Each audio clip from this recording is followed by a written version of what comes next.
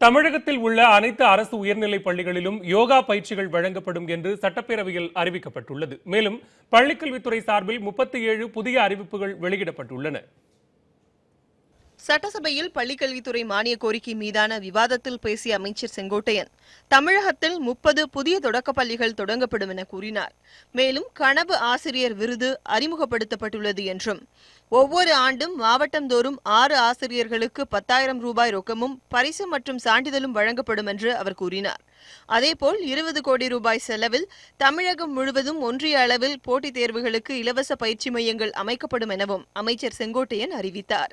தமிழகத்தில் உள்ள அனைத்து அரசு பள்ளிகளிலும் யோகா பயிற்சி வகுப்புகள் நடத்தப்படும் என அவர் கூறினார். இதேபோன்று உயர்கல்வித்துறைகள் மீதான மானிய கோரிக்கை விவாதத்தின் போது பேசிய அமைச்சர் KP அன்பழகன், அரசு பொறியியல் கல்லூரிகளில் முதுகலை பட்டப்படிப்பு படிக்கும் மாணவர்களுக்கு மாதந்தோறும் 6,000 ரூபாய் உதவித்தொகை வழங்கப்படும் என்று தெரிவித்தார்.